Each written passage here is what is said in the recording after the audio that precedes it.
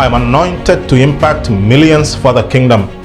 I am anointed for rising royal dynasties to disciple nations. I am anointed to produce massive wealth for kingdom impact in Jesus' name. Praise the Lord.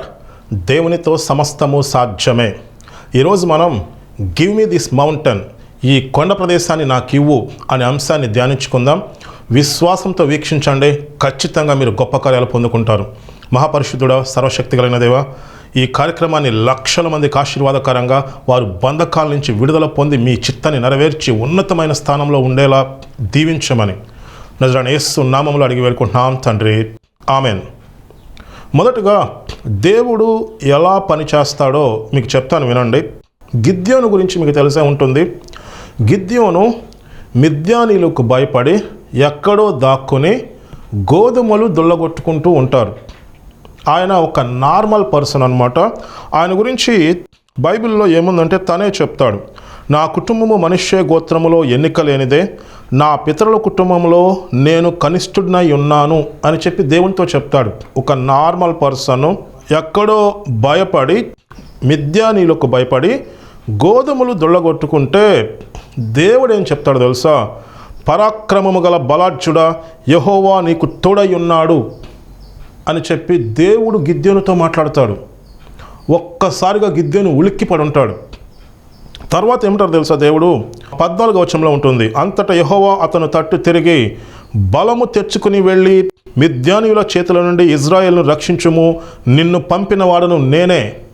దేవుడు అంటాడు, బలము తెచ్చుకొని నువ్వు ఎవరికైతే భయపడి దాక్కుని ఇక్కడ గోధుమలు దొల్లగొట్టుకుంటున్నామో ఆ మిద్యానీయుల చేతుల నుంచి ఇజ్రాయేలును రక్షించు, నిన్ను పంపిన వాడను నేనే అని చెప్పి దేవుడు మాట్లాడతాడు.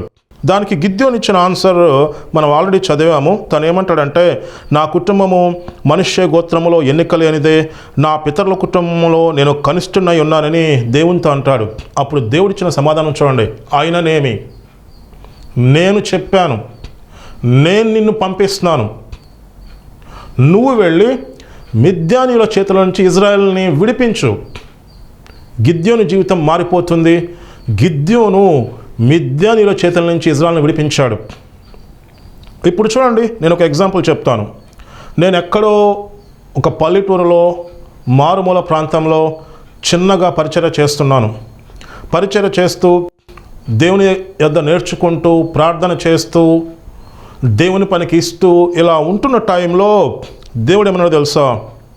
పరాక్రమము గల బలాఢ్యుడా, నువ్వు వెళ్ళి లక్షల మంది జీవితాలని అపవాది బంధకాల నుంచి విడిపించు, అపవాది కాడి నుంచి విడిపించు, నిత్య జీవానికి నడిపించు, వారి జీవితాల్లో వెలుగు నింపు, నేను నీకు తోడై ఉన్నాను. దేవుడు అలా చెప్పాడు నాకు. ఒక్కసారిగా నేను ఉలిక్కిపడ్డాను. నాకు ఇలాగే వచ్చింది, అయ్యో నేను ఎక్కడో ఒక మారుమూల ప్రాంతంలో ఉన్నానే, నేను చిన్నగా పరిచర్య చేస్తున్నానే.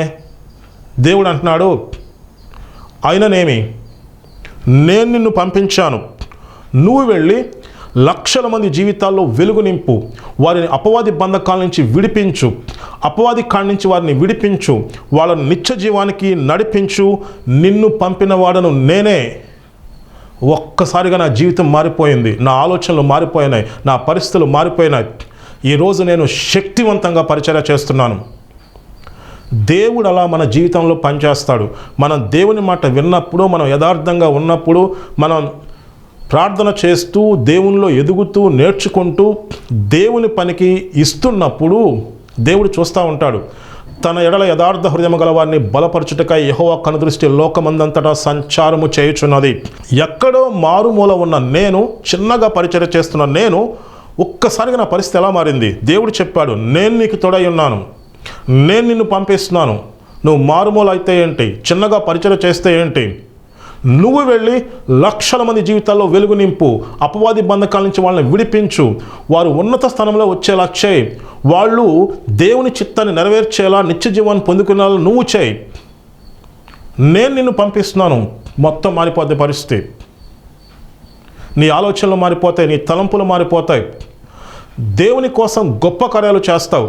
ఇంకా కరెక్ట్గా చెప్పాలంటే నువ్వు దేవుని కోసం పరిచర్య చేయటం కాదు, దేవుడు నీ ద్వారా అద్భుతమైన కార్యాలు చేస్తాడు. నీ ద్వారా లక్షల మంది జీవితాలను వెలిగిస్తాడు. నీ ద్వారా లక్షల మందిని బంధకాల నుంచి బయటకు తీసుకొస్తాడు. నీ ద్వారా ఊబిలో ఉన్న వాళ్ళని బయటకు తీసుకొస్తాడు. నీ ద్వారా దేవుని చిత్తం నెరవేర్చబడుతుంది. దేవుడు అలా పనిచేస్తాడు.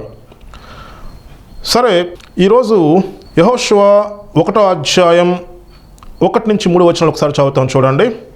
నా సేవకుడైన మోషే మృతి నొందెను, కాబట్టి నీవు లేచి నీవును ఈ జనులందరూ యొర్దాను నది దాటి నేను ఇశ్రాయేలులకు ఇచ్చుచున్న దేశమునకు వెళ్ళుడి. నేను మోషేతో చెప్పినట్లు మీరు అడుగుపెట్టు ప్రతి స్థలము మీకు ఇచ్చుచున్నాను. దేవుడు యెహోషువతో అంటున్నాడు, మోషే మృతి నొందాడు, నీవు లేచి ఈ జనులందరినీ తీసుకుని యొర్దాను నది దాటి పాలు తేనె ప్రవహించే దేశాన్ని స్వాధీనం చేసుకోండి. ఈ స్టేట్మెంట్లో ఏముందో మీకు చెప్తాను చూడండి. అంతకుముందు తరం వాళ్ళంతా ఎడారిలోనే జీవించారు. వాళ్ళు దేవుని కోసం గొప్ప పనులు చేయలేదు. వాళ్ళు దేవుని చిత్తాన్ని నెరవేర్చలేదు. వాళ్ళ జీవితం అంతా సమస్యలతో, ఇబ్బందులతో, ఎడారిలో, ఆ బంధకాల్లో జీవించారు. ఆ తరం అయిపోయింది. ఆ తరం అయిన తర్వాత ఇప్పుడు కొత్త తరం వచ్చింది, జాషువా జనరేషన్. దేవుడు చెప్తున్నాడు, నువ్వు ఈ జనులందరినీ తీసుకువెళ్ళి యొర్దాను నది దాటి మీరు పాలు తేనె ప్రవహించే దేశాన్ని స్వాధీనం చేసుకోండి. నేను మోషేతో చెప్పి ఉన్నట్లుగా మీరు అడుగుపెట్టే ప్రతి స్థలాన్ని నేను మీకు ఇస్తాను. దేవుడు చెప్తున్న మాట ఇది. మీరు కరెక్ట్గా అర్థం చేసుకోవాలి. సంఘంలో ఉన్న సమస్య ఏంటంటే, పాత జనరేషన్, పాత తరంలో వాళ్ళు ఎడారిలో జీవించారు, వాళ్ళు సమస్యల్లో జీవించారు, వాళ్ళు బంధకాల్లో జీవించారు. జీవితాంతం ఎడారిలో గడిచిపోయింది. దేవుని కోసం గొప్ప పనులు చేయలేదు. మరి మనం ఏం చేయాలి ఇప్పుడు? వాళ్ళను అనుసరిస్తూ ఎడారిలో జీవించాలి, బంధకాల్లో ఉండాలి. దేవా, ఈ సమస్యలు తట్టుకోలేము, ఈ బాధలు తట్టుకోలేము, నేను ఎందుకు పనికిరాను, దేవా నేను తగ్గించుకుంటున్నాను, అపవాది వచ్చేస్తాడేమో, అంత్యక్రీస్తు వచ్చేస్తాడేమో, దేవా రావా నన్ను తీసుకుపోవా, ఈ చెప్తా ఉండాలా? ఇటువంటి ప్రార్థనలు చేయాలా? కాదు. దేవుడు ఏమంటున్నాడంటే, పాత తరం గతించిపోయింది, మీరు వెళ్ళి పాలు తేనె ప్రవహించే దేశాన్ని స్వాధీనం చేసుకోండి, నేను మీకు తోడై ఉంటాను. దీని గురించి మీకు వివరంగా చెప్తాను. యేసు ప్రభు అంటారు, పాత తిత్తులలో కొత్త ద్రాక్షరసం పోయలేరు. పాత తిత్తుల్లో కొత్త ద్రాక్షరసం పోస్తే ఆ తిత్తి పిగిలిపోతుంది, ద్రాక్షరసం అంతా కింద వలికిపోతుంది. ఇక్కడ ద్రాక్షరసం అంటే, కొత్త ద్రాక్షరసం అంటే కొత్త అభిషేకము పాత వారికి ఇస్తే ఉపయోగం లేదు, అది వ్యర్థమైపోతుంది. కొత్త ద్రాక్షరసాన్ని కొత్త తిత్తుల్లో పోయాలి. కొత్త ద్రాక్షరసాన్ని దేవుడు కొత్త వారికి ఇస్తాడు అభిషేకం. ఆ కొత్త వారికి అభిషేకం ఇచ్చినప్పుడు పరిస్థితులు ఎలా ఉంటాయంటే, అంతకుముందు జనరేషన్ సమస్యల్లో ఉన్నారు, అంతకుముందు జనరేషన్ ఆర్థిక ఊబిలో ఉన్నారు, అంతకుముందు జనరేషన్ ఎడారిలో జీవించారు, అంతకుముందు జనరేషన్ దేవుని కోసం గొప్ప పనులు చేయలేదు. ఆ తరం గడిచిపోయింది. ఇప్పుడు మనం ఏం చేయాలి? మనం అలాగే ఉండాలా? మనం అలా కాదు. దేవుడు అంటున్నాడు, మీరు వెళ్ళి పాలు తేనె ప్రవహించే దేశాన్ని స్వాధీనం చేసుకోండి. మీరు బంధకాలు జయించి బయటకు రండి, మీరు ఉన్నత స్థానంలోకి రండి, మీరు లక్షల మంది జీవితాల్లో వెలుగు నింపండి, లక్షల మందిని బంధకాల నుంచి బయటకు తీసుకురండి, ఊబి నుంచి బయటకు తీసుకురండి. వాళ్ళంతా ఉన్నతమైన స్థానంలో ఉండాలి, వాళ్ళు నిత్య జీవానికి నడిపించబడాలి. మీరు పాలు తేనె ప్రవహించే దేశాన్ని స్వాధీనం చేసుకోండి. అయితేనంట యేసు ప్రభు అంటారు, జనం అంట పాత ద్రాక్షరసాన్ని ఇష్టపడతారు, అంటే పాత అలవాట్లనే ఇష్టపడతారు, ఇంకా అదే దాని వైపే చూస్తూ ఉంటారు. పాత ద్రాక్షరసాన్ని ఇష్టపడతారని యేసుప్రభు ఎందుకన్నారు తెలుసా? మార్పుకి తొందరగా అంగీకరించరు. బాగా అలవాటు అయిపోయి ఉంటుంది, కంఫర్ట్గా, అలాగే బాధల్లో ఇబ్బందుల్లో ఉండి మేమేదో గొప్పగా పరిచర్య చేస్తున్నాము, దేవా మేము తగ్గించుకుంటున్నాము అని చెప్తూ ఈ పాత అలవాట్లన్నీ చేస్తూ ఉంటారు. ఆ పాత అలవాట్లు ఇప్పుడు వర్కౌట్ అవ్వు. ఈ జనరేషన్తో దేవుడు చెప్తున్నమాట, పాత జనరేషన్ ఎడారిలో వాళ్ళ జీవితం గడిపేశారు. పాత జనరేషన్ నా మాట వినకుండా, నా కోసం గొప్ప కార్యాలు చేయకుండా, నమ్మకుండా ఎడారిలో సమస్యలతో జీవించేశారు. మీరు వెళ్ళి పాలు తేనె ప్రవహించే దేశాన్ని స్వాధీనం చేసుకోండి. అది దేవుడు చెప్తున్న మాట. మనం మార్పుని స్వాగతించాలి. దేవుడు కొత్త తరంలో కొత్త వారిని ఏర్పాటు చేసుకుంటాడు. కొత్త వారిని ఏర్పాటు చేసుకుని దేవుడు అద్భుతమైన కార్యాలు జరిగిస్తాడు. మీకు ఇంకా అర్థమయ్యేలా నేను చెప్తాను. యెహోషువ గ్రంథం 14వ అధ్యాయము 7వ వచనం నుంచి ఒకసారి చదువుతాం చూడండి. దేశమును వేగు చూచుటకు యెహోవా సేవకుడైన మోషే కాదేషు బర్నియాలో నుండి నన్ను పంపినప్పుడు నేను 40 ఏండ్ల వాడను. ఎవరికి భయపడక నేను చూచినది చూచినట్టే అతనికి వర్తమానము తెచ్చితిని. కాలేబు అన్నమాట. కాలేబు పాలు తేనెలు ప్రవహించే దేశాన్ని వేగు చూడటానికి వెళ్ళినప్పుడు అతనికి 40 సంవత్సరాలు. అతడు ధైర్యంగా మోషేతో దేవుడు చెప్పిన వర్తమానం చెప్తాడు, మనం వెళ్ళి పాలు తేనెలు ప్రవహించే దేశాన్ని స్వాధీనం చేసుకుంటామని. అయితే మిగతా వాళ్ళు ఏం చేస్తారు? నాతో కూడా బయలుదేరి వచ్చిన నా సహోదరులు జనుల హృదయమును కరుగ చేయగా నేను నా దేవుడైన యెహోవాను నిండు మనసుతో అనుసరించితిని. మిగతా వాళ్ళంతా 10 మంది వేగు చూసిన వాళ్ళు చెడ్డ సమాచారం చెప్తారు. వాళ్ళు జీవితాంతం ఇంక ఎడారిలోనే గడిపేస్తారు. ఈ ఎడారిలో ఎంతకాలం ఉన్నారో చూద్దాం. యెహోవా మోషేకు ఆ మాట సెలవిచ్చినప్పటి నుండి ఇజ్రాయేలీలు అరణ్యంలో నడిచిన ఈ 45 ఏండ్లు ఆయన నన్ను సజీవునిగా కాపాడి ఉన్నాడు. ఇదిగో నేనిప్పుడు 85 ఏండ్ల వాడను. వాళ్ళందరితో పాటు ఈ కాలేబు కూడా 45 సంవత్సరాలు అరణ్యంలో గడుపుతాడు. ఆయన వయసు అంట 45 సంవత్సరాలు. ఇప్పుడు తను ఏమంటాడో చూడండి. మోషే నన్ను పంపిన నాడు నాకెంత బలమో నేటి వరకు నాకంత బలము, యుద్ధము చేయుటకు కానీ వచ్చుచూ పోచునుడు కానీ నాకెప్పటి అట్లు బలమున్నది. కాబట్టి ఈ దినమున యెహోవా సెలవిచ్చిన ఈ కొండ ప్రదేశమును నాకు దయచేయము. అనాకీయులు ప్రాకారము గల గొప్ప పట్టణములు అక్కడ ఉన్నవన్న సంగతి ఆ దినమున నీకు వినబడెను. యెహోవా నాకు తోడై ఉండిన యెడల యెహోవా సెలవిచ్చినట్లు వారి దేశమును స్వాధీనపరచుకొందును. కాలేబు ఏమంటున్నాడంటే, ఎప్పుడో 45 సంవత్సరాల క్రితం నేను వెళ్ళాను, నేనైతే మంచి సమాచారం చెప్పాను. తర్వాత 45 సంవత్సరాలు ఇజ్రాయెల్తో పాటు అరణ్యంలో ఉన్నాను, దేవుడు నన్ను కాపాడాడు. అప్పుడు ఎంత బలం ఉందో ఇప్పుడు కూడా నాకు అంతే బలం ఉంది. ఆ కొండ ప్రదేశాన్ని నాకు గివ్ మీ దిస్ మౌంటైన్. అక్కడ అనాకీయులు అనాకు వంశస్థులు ఉన్నారని చెప్పి నువ్వు విన్నావు కదా, దేవుడు నాకు తోడై ఉంటే నేను వారి దేశాన్ని స్వాధీనపరుచుకుంటాను. చూడండి కాలేబు ఏం చెప్తున్నాడు. దీని గురించి మీకు వివరంగా చెప్తాను. ఇప్పుడున్న జనరేషన్లో పరిచర్య ఎలా చేయాలి, దేవుడు ఎలా పని చేస్తాడు. అపోస్తల కార్యములు మీరు చూసినట్లయితే 2వ అధ్యాయం 17వ వచనం. అంచె దినముల యందు నేను మనుష్యులందరి మీద నా ఆత్మను కుమ్మరించెదను. మీ కుమారులను మీ కుమార్తెలను ప్రవచించెదరు. మీ యవనులకు దర్శనములు కలుగును. మీ వృద్ధులు కలలు కందురు. అంచె దినములందు సర్వ శరీరుల మీద నా ఆత్మను కుమ్మరిస్తాను. దీని అర్థం ఏంటో తెలుసా? దేవుడు ఎవరైతే తను యథార్థంగా వెంబడిస్తున్నారో, ఎవరైతే దేవుని మాట వినటానికి ఇష్టపడుతున్నారో దేవుడు చూస్తున్నాడు. తన ఎడల యథార్థ హృదయం గలవారిని బలపరచుటగా యెహోవా కనుదృష్టి లోకమందంతటా సంచారము చేయుచున్నది. నువ్వు ఏ మారుమూల ఉన్నా, నీకేం లేకపోయినా, నువ్వు యథార్థంగా దేవుని మాట వినటానికి ఇష్టపడితే, నువ్వు దేవుడు చెప్పింది విని నీ జీవితాన్ని సరిచేసుకోవడానికి ఇష్టపడితే, దేవుని యొద్ద నేర్చుకోవడానికి ఇష్టపడితే, నువ్వు సాక్రిఫైస్ చేసి దేవుని పనికి ఇవ్వటానికి ఇష్టపడితే, ఇది చాలా ముఖ్యం. ఇష్టపడితే దేవుడు నీతో మాట్లాడతాడు. మొత్తం నీ జీవితాన్ని, నీ పరిస్థితులను మార్చేస్తాడు. దేవుడు తన చిత్తాన్ని నెరవేర్చడానికి అనేక మందిని పిలుస్తారు.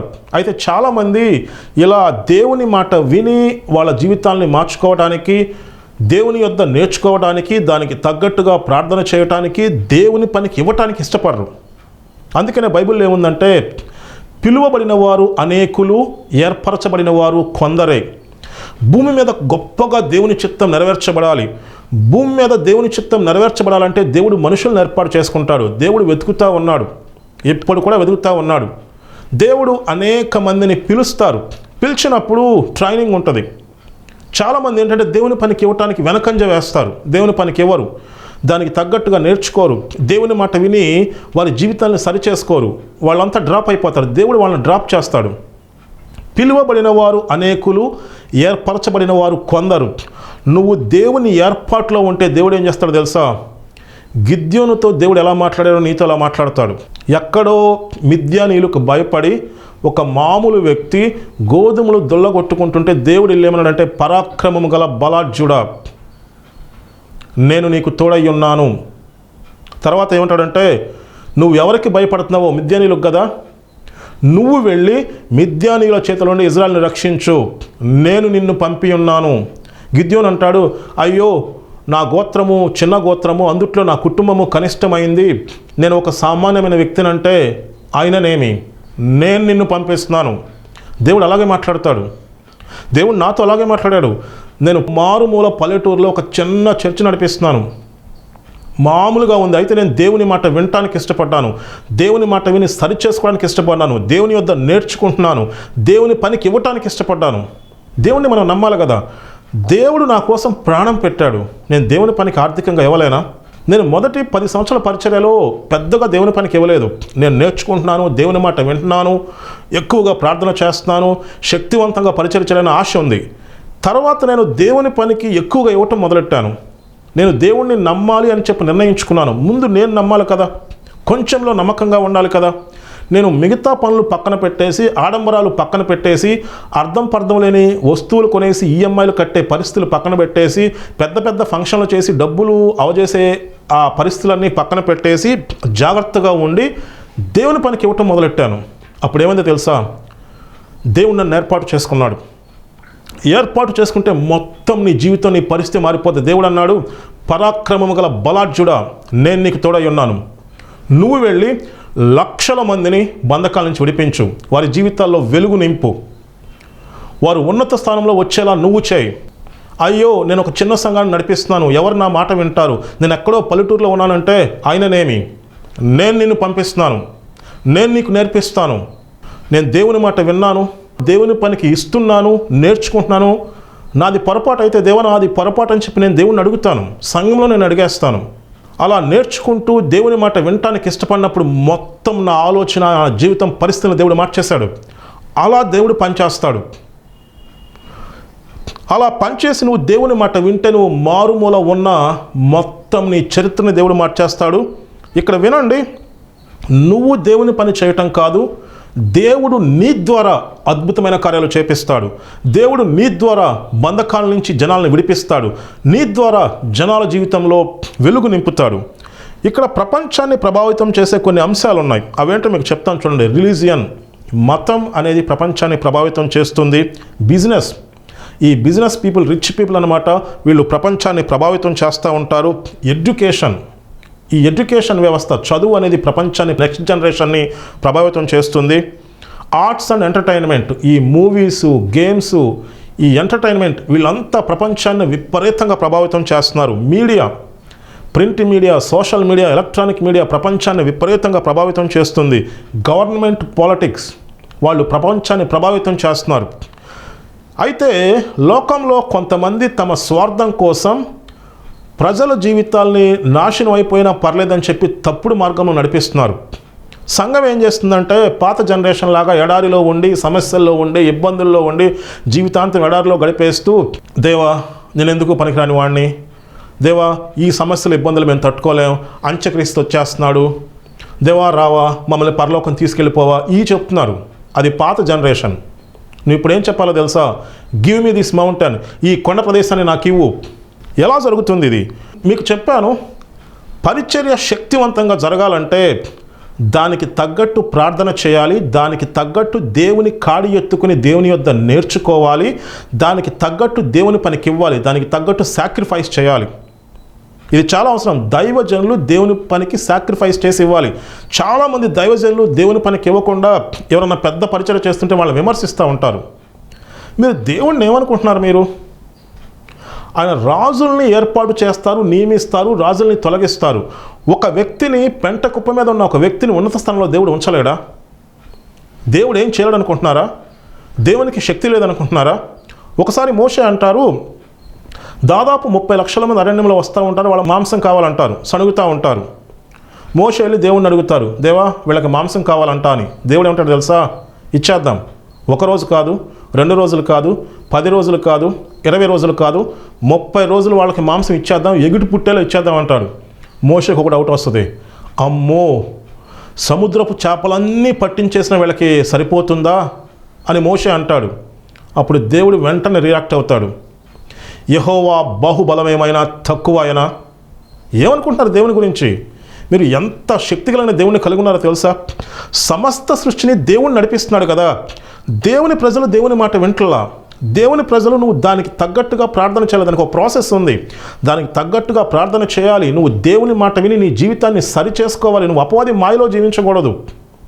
దానికి తగ్గట్టుగా నేర్చుకోవాలి. నువ్వు దేవుని పనికి ఇవ్వాలి. ఇక్కడ సాక్రిఫైస్ అనేది చాలా ముఖ్యం. మనకి రక్షణ ఎలా వచ్చిందనుకుంటున్నారు? నేను మీ అందరినీ రక్షిస్తానని యేసు ప్రభు చెప్పాడా? మనల్ని రక్షించడం కోసం దేవుడు తన సొంత కుమారుని ఈ లోకంలోకి పంపించాడు. దేవుడు యవన వయసులో ఉన్నప్పుడు తన ప్రాణం పెట్టి అవమానాలని సహించి ఆఖరి రక్త బొట్టు వరకు చిందించి సాక్రిఫైస్ అన్నమాట, పరలోకం చెల్లించిన గొప్ప వెల సిలువలో సాక్రిఫైస్ చేసి ఆ సాక్రిఫైస్కి బదులుగా ఎంతమంది అయితే యేసు ప్రభువుని అంగీకరిస్తున్నారో వాళ్ళందరికీ నిత్య జీవం, విడుదల, స్వస్థత వస్తుంది. రక్షణ ఊరికినే రాలా, దానికోసం పరలోకం వెల చెల్లించింది. నువ్వు ఉన్నత స్థానంలో ఉండాలంటే, గొప్ప పరిచర్య కావాలంటే ఊరినే వచ్చేస్తుందా? ఎదురు చూస్తూ ఉంటారు, ఎవరో ఒకరు ఏదో ఒకటి ఇస్తారని. ఎవరో ఒకరు కాదు, నువ్వు ఇవ్వాలి. నువ్వు దేవుని పరిచర్యకి ఇవ్వాలి, నువ్వు సాక్రిఫైస్ చేయాలి, నువ్వు దేవుణ్ణి నమ్మాలి, దేవుని కాడి ఎత్తుకుని దేవుని యొద్ద నేర్చుకోవాలి, దానికి తగ్గట్టుగా ప్రార్థన చేయాలి. దేవుడు ఇలా నువ్వు మార్చుకోమంటే మార్చుకోవాలి. నా జనులు జ్ఞానము లేని వారే నశించిపోతానని చెప్పి బైబిల్లో ఉంది. నువ్వు నేర్చుకున్నప్పుడు దేవుడు నీకు పెద్ద పరిచర్య ఇవ్వడా? దేవుడు నీ జీవితాన్ని ఉన్నత స్థానంలో ఉంచడా? ఖచ్చితంగా ఉంచుతాడు. మనం చేయాల్సింది ఆ పని. మనం ఒక విజన్, ఒక దర్శనం కలిగి ఉండాలి, దానికి తగ్గట్టుగా ప్రార్థన చేయాలి, దానికి తగ్గట్టుగా నేర్చుకోవాలి, సాక్రిఫైస్ దేవుని పనికి ఇవ్వాలి. దేవుని పనికి ఇచ్చినప్పుడు దేవుడు అభిషేకం ఇస్తాడు, గొప్ప పరిచయం చేసేలా అభిషేకం ఇస్తాడు, నువ్వు బిజినెస్లో సక్సెస్ అయ్యేలా అభిషేకం ఇస్తాడు, నీ కుటుంబం సక్సెస్ అయ్యేలా దేవుడు అభిషేకం ఇస్తాడు. దేవుడు నీకు తోడై ఉంటాడు. ఎందుకంటే నువ్వు దేవుని మాట వింటున్నావు, నువ్వు దేవుని పనికి వస్తావు. దేవుడు చూస్తూ ఉంటాడు నువ్వు దేవుని పనికి వస్తావా లేదా. బైబిల్ ఏముందో తెలుసా? ఒక గోపురం కట్టేటప్పుడు ముందంట కూర్చుని లెక్కేసుకుంటారు, ఎంత మనీ ఉంది, ఎంత తగ్గుతుంది. అదంతా లెక్క చూసుకోకుండా మొదలెట్టారనుకో ఏమవుతుంది? మధ్యలో ఆగిపోతే అందరూ నవ్వుకుంటారు కదా. దేవుడు ఏం చేస్తాడు తెలుసా? నువ్వు అసలు నిలబడతావా? నమ్ముతావా దేవుణ్ణి? నువ్వు దేవుని పనికి ఇస్తావా? దేవుడు చెప్పింది విని నీ జీవితాన్ని మార్చుకుంటావా? దానికి తగ్గట్టు నేర్చుకుంటావా? దానికి తగ్గట్టు ప్రార్థన చేస్తావా? ఇవన్నీ చూస్తాడు. నువ్వు నిలబడతావు అనుకుంటే, నువ్వు దేవుణ్ణి నమ్మే స్థితిలో ఉన్నావు అనుకుంటే, నమ్మటం అంటే నేను నమ్ముతున్నాను అని చెప్పడం కాదు, ఆ విశ్వాసాన్ని క్రియల్లో చూపించాలి. క్రియలు లేని విశ్వాసము మృతము. నువ్వు దేవుని పనికి ఇచ్చినప్పుడు ఎంత నమ్ముతున్నావో తెలుస్తుంది. నేను నమ్ముతున్నాను చర్చలు అందరూ చెప్తూ ఉంటారు. నువ్వు దేవుని పనికి ఇచ్చేటప్పుడు తెలుస్తుంది నువ్వు ఎంత నమ్ముతున్నావో. నువ్వు నమ్మితే నువ్వు దేవుని కోసం నిలబడతావని దేవుడు గ్రహిస్తే మొత్తం నీ చరిత్ర మారిపోతుంది. గిద్యోని దగ్గరికి వచ్చి మాట్లాడినట్టు దేవుడు నీతో మాట్లాడతాడు. మనం ఏం చేయాలంటే, ఈ 7 మౌంటైన్స్ ఆఫ్ ఇన్ఫ్లుయెన్స్, ప్రపంచాన్ని ప్రభావితం చేసే 7 అంశాలు ఉన్నాయి. లోకంలో కొందరు తమ స్వార్థం కోసం ప్రజల్ని తప్పుదారి పట్టిస్తున్నారు, ప్రజల జీవితాలు నాశనం అయిపోతున్నాయి. నువ్వేం చేయాలి? నువ్వు ఒక దర్శనం కలిగి, నీ పట్ల దేవుడు గొప్ప ప్రణాళిక కలిగి ఉన్నాడు, నీ సంఘం పట్ల దేవుడు గొప్ప ప్రణాళిక కలిగి ఉన్నాడు. ఒక దర్శనం కలిగి దానికి తగ్గట్టుగా నువ్వు ప్రార్థన చేయాలి, దానికి తగ్గట్టుగా నువ్వు నేర్చుకోవాలి. నీది ఏ ఫీల్డో దానికి తగ్గట్టుగా నువ్వు నేర్చుకోవాలి. బైబిల్లో ఉంటుంది, తన పనిలో నిపుణత గలవారిని చూచితివా, వారు రాజుల ఎదుటే కానీ అల్పులైన వారి ఎదుట నిలవరు. నువ్వు నేర్చుకున్నావు అనుకో, దేవుడు నిన్ను ఉన్నతమైన స్థానంలోకి దేవుడు తీసుకెళ్తాడు. దానికి తగ్గట్టుగా నీకు అభిషేకం కావాలి. నువ్వు దేవుని పనికి ఇస్తే దేవుడు నీకు త్రోవలు సరళం చేస్తాడు, దేవుడు నీకు అభిషేకం ఇస్తాడు. నువ్వు ఒక ఉన్నతమైన స్థానానికి వచ్చి ఆ ప్రపంచాన్ని ప్రభావితం చేసే ఈ 7 అంశాలు ఉన్నాయి కదా, నువ్వు ఏ అంశంలో దేవుని చిత్తాన్ని నెరవేరుస్తావో నువ్వు ఆ కొండను స్వాధీనం చేసుకుని, కాలేమంటాడు ఈ కొండ ప్రదేశాన్ని నాకు ఇవ్వండి అని, గివ్ మీ దిస్ మౌంటైన్. నువ్వు ఆ కొండను స్వాధీనం చేసుకుని నువ్వు ప్రజల జీవితాల్లో వెలుగు నింపాలి, ప్రజల జీవితాలని బంధకాల నుంచి విడిపించాలి, ప్రజలు గొప్ప కార్యాలు పొందుకునే చేయాలి. నువ్వు యవనస్తులు ఉన్నతమైన కార్యాలు పొందుకునేలా చేయాలి. నువ్వు వాళ్ళు దేవుని చిత్తాన్ని నెరవేరుస్తూ నిత్యజీవం వెళ్ళేలా నువ్వు చేయాలి. అలా నువ్వు చేయాలి. నువ్వు ఏమాత్రం ఇన్ఫ్లుయెన్స్ లేకుండా ఒక మూలన కూర్చుని ఎడారిలో ఉండి, దేవా నేను తగ్గించుకుంటున్నాను, దేవా నేను పనికిరాని వాడిని, దేవా నేను అనాథను, దేవా ఈ సమస్యలు ఉన్నాయి, దేవా అంత్యక్రీస్తు వచ్చేస్తున్నాడు, దేవా నన్ను పరలోకం తీసుకెళ్ళవా, అదంతా పాత జనరేషన్. దేవుడు అంటున్నాడు యెహోషువతో, నా సేవకుడైన మోషే చనిపోయాడు, నువ్వు ఇప్పుడు జనాన్ని తీసుకుని పాలు తేనెలు ప్రవహించే దేశాన్ని స్వాధీనం చేసుకోండి, మీరు అడుగుపెట్టు ప్రతి స్థలాన్ని నేను మీకు ఇస్తున్నాను. మనం చేయాల్సిన పని ఇది. మనం ఎప్పుడైతే దేవుని మాట వింటామో, ఎప్పుడైతే దేవుడు చెప్పింది చేయడానికి ఇష్టపడతామో, మొత్తం మన పరిస్థితి మారిపోద్ది. మీకు అర్థమైంది అనుకుంటున్నాను. ఒక్కసారి మీ జీవితాన్ని పరిశీలించుకోండి. మనం ఎలా పరిచర్య చేస్తున్నాం? పాత పద్ధతుల్లో చేస్తున్నామా? మీకు ముందే చెప్పాను కదా, యేసు ప్రభు అంటాడు, పాత తిత్తులలో కొత్త ద్రాక్ష రసాన్ని పోయలేరు. పాత వైన్ స్కిన్లో కొత్త ద్రాక్షరసం పోస్తే అదేమవుతుందంటే పాత తిత్తులు పగిలిపోతాయి, ద్రాక్షరసం అంతా నేలపాలవుతుంది. పాత తరంలో ఉన్నవారికి కొత్త అభిషేకాన్ని ఇస్తే ఉపయోగం లేదు అని యేసు ప్రభు చెప్తున్నారు. వాళ్ళు ఆ తరంలో గొప్పగా పరిచర్య చేశారు. నా సేవకుడైన మోషే నిద్రించాడు, చాలా గొప్పగా పరిచర్య చేశాడు. మోషే ఇజ్రాయేలీని ఐగుప్తు బానిసత్వం నుంచి విడిపించి బయటకు తీసుకొచ్చాడు. ఎన్నో అద్భుత కార్యాలు దేవుడు మోషే ద్వారా ఎన్ని అద్భుత కార్యాలు చేశారంటే అంతకు మించి అద్భుత కార్యాలు యేసు ప్రభు తప్ప భూమి మీద ఎవరూ చేయలేదు. అయినా దేవుడు ఏమన్నాడంటే నా సేవకుడైన మోషే మృతి చెందాడు, వాళ్ళ తరం అయిపోయింది, వాళ్ళు అరణ్యంలోనే ఉన్నారు, వాళ్ళు బాధల్లో సమస్యల్లో జీవించారు, వాళ్ళు నా కోసం గొప్ప కార్యాలు చేయలేదు, నా దగ్గర నేర్చుకోలేదు, ఏమాత్రం ఇన్ఫ్లుయెన్స్ లేకుండా వాళ్ళ జీవితాలు సమస్యలతో గడిచిపోయినాయి. ఇప్పుడు మీకు నేను కొత్త అభిషేకం ఇస్తున్నాను, లేండి మీరు, లెమ్ము తేజరిల్లుము నీకు వెలుగు వచ్చి ఉన్నది, మీరు వెళ్ళి పాలు తేనెలు ప్రవహించే దేశాన్ని స్వాధీనం చేసుకోండి. కాలేబ్ అంటాడు ఈ కొండ ప్రదేశాన్ని నాకు ఇవ్వు, నువ్వు చెప్పాలి, ఈ కొండ ప్రదేశాన్ని నాకు ఇవ్వండి. దేవా నేను మీ మాట వింటాను, దేవా నా జీవితాన్ని సరి చేసుకుంటాను, దానికి తగ్గట్టుగా నేను నేర్చుకుంటాను, దేవా దానికి తగ్గట్టుగా నేను ప్రార్థన చేస్తాను, దేవా నేను మీ పనికి ఇస్తాను, నేను మిమ్మల్ని నమ్ముతున్నాను. నువ్వు ఇచ్చినప్పుడు తెలుస్తుంది దేవుడిని నమ్ముతున్నావో లేదో. అప్పుడు దేవుడు నిన్ను ట్రైనింగ్లోకి తీసుకొస్తాడు. ట్రైనింగ్లోకి తీసుకొచ్చి నువ్వు ఎంతవరకు నిలబడతావో చూస్తాడు. నువ్వు నిలబడితే మొత్తం నీ జీవితాన్ని మార్చేస్తాడు. నువ్వు దేవుణ్ణి నమ్మాలి. మీకు ఒక విషయం చెప్తాను వినండి. నువ్వు ఈ భూమి మీద నీకు నమ్మదగిన వ్యక్తి ఎవరన్నా ఉన్నారు అంటే దేవుడు. నువ్వు దేవుని నమ్మి నిలబడు, దేవుని మాటను నమ్మి నిలబడు. ఎప్పుడైతే దేవుని వాగ్దానాన్ని నమ్మి నువ్వు నిలబడతావో భూమి ఆకాశాలు గతించవచ్చేమో కానీ దేవుని మాట ఖచ్చితంగా నెరవేరుతుంది. మొత్తం నీ పరిస్థితి మారిపోతుంది. దేవుడు మిమ్మల్ని ప్రేరేపించినట్లయితే ఈ పరిచర్యకు ఆర్థికంగా సహకరించండి. నేను మీ గురించి ప్రార్థన చేస్తాను. మహాపరిశుద్ధుడా, నేను పాత తరం గతించిపోయింది, పాత తరంలో గొప్ప కార్యాలు జరిగిన వాళ్ళు సమస్యల్లో ఎడారిలోనే ఉన్నారు. మీరు అంటున్నారు యెహోషువతో మీరు వెళ్ళి పాలు తేనెలు ప్రవహించే దేశాన్ని స్వాధీనం చేసుకోండి. మీరు ఇప్పుడు కొత్త అభిషేకం ఇస్తారు, మీ దగ్గర నేర్చుకోవాలి, మీ మాట వినాలి. ఈ తరంలో ఎలా మీ పని చేయాలి, ఈ తరంలో ఎలా గొప్ప కార్యాలు చేయాలి, ఈ తరంలో మీ చిత్తాన్ని ఎలా నెరవేర్చాలో ప్రతి ఒక్కరికి నేర్పించండి. వారి ఆత్మీయతలు తెరవచేయండి. వారి ద్వారా గొప్ప కార్యాలు జరిగేలా, మీ చిత్తం నెరవేరేలా మీరు ప్రేరేపించమని నజరేయుడైన యేసు నామమున అడిగి వేడుకుంటున్నాం తండ్రి. ఆమెన్.